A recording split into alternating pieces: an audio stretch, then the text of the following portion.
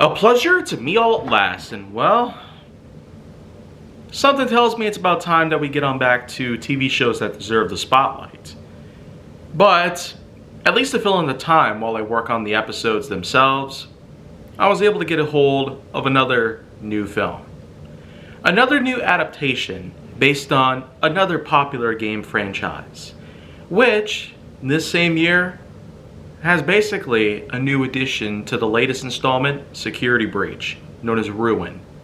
It's a new DLC pack that came out a few months back, but recently there was actually a movie adaptation, Five Nights at Freddy's.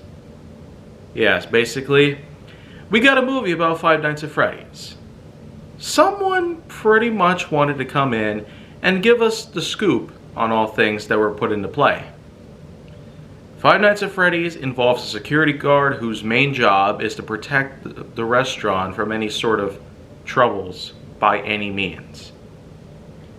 And on his way throughout his whole week with 5 days worth of work, from midnight to 6 a.m. every single night, there's always something that goes on. The animatronics wander around the place, and as he checks the security cameras and other such functions, has the doors occasionally shut, which can drain a lot of power from the electrical grid. And then of course, there's a number of other benefactors here that take place. But how does the movie stack up with all these unique specifications? Well, it pretty much goes like this. A man known by the name of Mike is struggling to keep a job as he basically has a number of things going on in his mind. A recurring dream basically sets upon while he basically has a cassette tape of background noise as well as a bunch of sleeping pills, supposedly meant to keep him under control at all costs. But at some point in time, a job that he has at a shopping mall would end up going bad for him. He assumes that a man who takes a child was a kidnapper, and he goes after him, attacks him in a fountain, and gets slammed by his boss. A job coach basically had a huge argument with him, letting him know that there is no possible reason for him to ever have a job if he keeps on having these kind of slip-ups. Especially considering the fact that with certain jobs have come and gone with even shorter durations taking place, like when he was a custodian for only a week. So, if he was unable to hold a job for any more than that period of time, it goes to show he's probably not going to have that good of a future for him. This movie mainly takes place in the year 2000. As we see on a security camera, the date April 2000 can be seen in the corner. So you could basically say this takes place a long time ago, but the thing is, Freddy Fazbear's Pizzeria was technically known as a pop culture staple of the 1980s. And supposedly, the lore takes place that the place was deserted after some time, supposedly due to unexplained anomalies that occurred within Freddy Fazbear's Pizzeria. And the thing is, investigations turned up dry. Police officers hardly found any evidence relating to what was the true cause behind these incidents. And on top of all that, the supposed animatronics that I mentioned earlier, which consisted of Freddy, Chica, Foxy, and Bonnie. They all seem to be more than just innocent pieces of machinery. The finest that were crafted back in the day. If you thought Chuck E. Cheese was rather famous for having supposed animatronics inside their own place, well, that's just mainly the whole thing about it, because the thing about Five Nights at Freddy's, especially coming from their creator after a few interviews took place in recent years, it turns out Chuck E. Cheese was actually an inspiration for him to create his own variable based on the concept of utilizing pizza and animatronics. And it only makes sense that it pretty much just goes to show that a dark side to Chuck E. Cheese would later become known. But it just came up with a whole original idea. So, that's just what that's about in a nutshell. But the thing is, a job offering comes up and Mike accepts it after some time that he needed to spend with his sister. It's just him and his sister.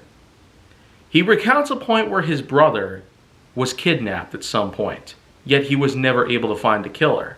And as for his parents, they've both had problems of their own and eventually have just left them to dry. So that just left Mike and his sister Abby home alone.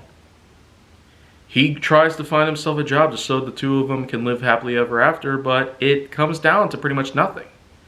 And if there's one thing about Abby that concerns him, and other people as well, it's the fact that she has a lot of drawings. She makes lots of drawings using whatever color utensils she can find. And there's times where the two have a not so good relationship with each other.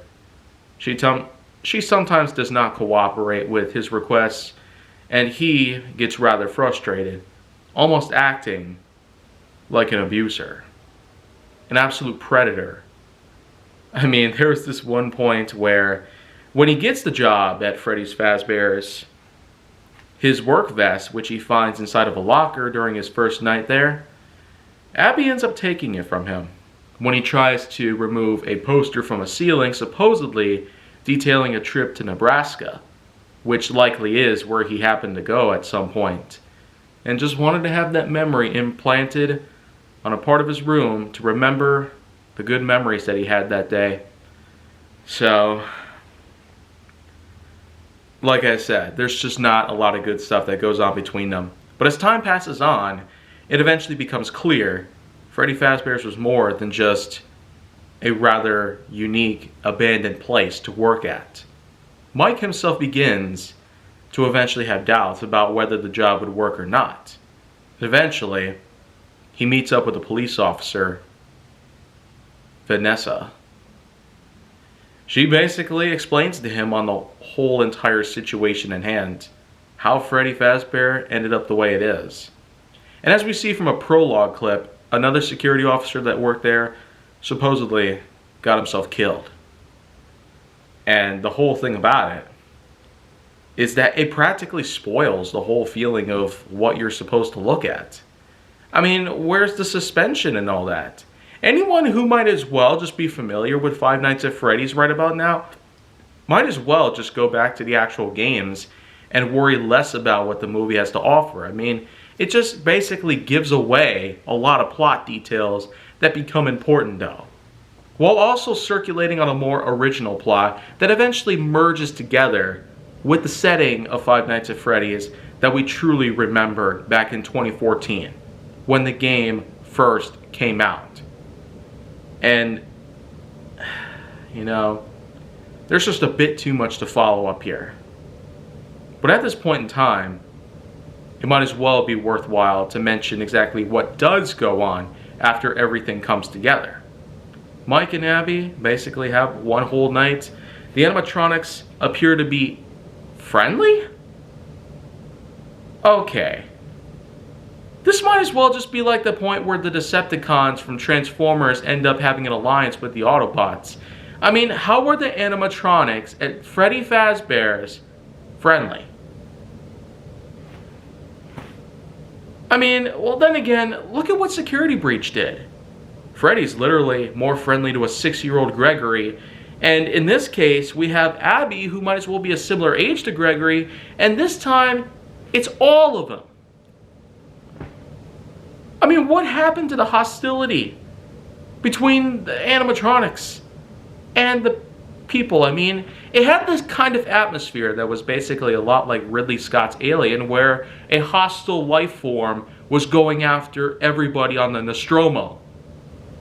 And Five Nights at Freddy's pretty much had the same atmosphere to it. You had animatronics going after the security guard.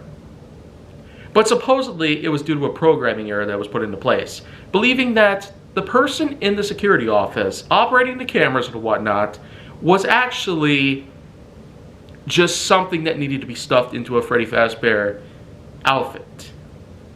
Mechanics and all. Of course, we know that the mechanics themselves are indeed considered harmful to the human touch, and for good reasons. So, above all that, I just don't know where else to go. Although, maybe the ending could make things a little more clear. It eventually goes full circle within the last 5 minutes of the film itself, right before the credits show up. It turns out the killer is inside a golden bunny costume with its own set of animatronic components, mechanics and whatnot. This man supposedly was responsible for the kidnapping of Mike's brother, and was also responsible for the terrorization of all the children that went to Freddy Fazbear's, and the disappearance of all those children. The ones that we see specifically in Mike's dreams supposedly were trying to explain to him about what had happened, but yet they were not at all being good at it. Even I had little understanding of what was trying to even come close to being pieced together. So, I mean, this is just what it is. It's a bit too complicated for even a person like me to understand. I mean, if you thought that certain other game adaptations were not so well constructed and more often than not so well written or filmed or directed or anything else of any sorts. I mean, you could find a lot of other crappy game adaptations like Super Mario Brothers or Battleship or even some of the Ninja Turtles films, especially Michael Bay. He still sucks.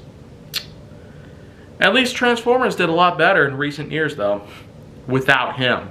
So, above all that though, the killer is defeated. Mike and Abby can live happily ever after, away from their disgusting aunt and her lawyer, who threatened to take them down in court. I mean, it's almost like Mike hasn't already had enough problems in his life. He lost his brother, is trying to cope with being jobless and having a sister who barely even loves him, likely because of that kidnapping. Once again, though, it's practically out of my hands. But anyone else who wants to go on ahead and watch it on Peacock for free rather than see it in the theaters, which is still happening now, then please be my guest. See it on Peacock. It'd be worth a lot more for your bucks. So, that's just that. Another adaptation come and gone. And well, I really do hope Five Nights at Freddy's gets a lot more better treatment going forward. This movie doesn't really suck because it at least does a lot of things that follows through with what the franchise had already established. The animatronics can occasionally be seen as friendly, sometimes helping protagonist characters, and at times we know that the hostility from the animatronics and otherwise basically comes from a combination of unexplained phenomenons as well as human errors that were put into place. So the mystery and suspense are there. We do get some violence in here as well. I mean, I hope James Janice from Dead Meat has a kill count video on this soon, because I might much rather watch that. It'd be a lot more entertaining with his witty comedy and his unique vocalization. So, of course, that's just that. Five Nights at Freddy's. Rating on this one is probably going to be a 6.1 out of 10.1. It really isn't that bad of a film, but you know what? It just doesn't seem like a good idea. Lots of game adaptations have been made, and only a few have actually proven to be good. Uncharted, Tomb Raider, or Ready Player One. Wow, like, that was even done better than we've expected. So, of course, I will be back with some more shows, as well as a few movies. They'll all be coming around very soon. So, make sure to like, subscribe, comment, follow me wherever you can find me, and stay on the Hollywood side if you'd like to see more.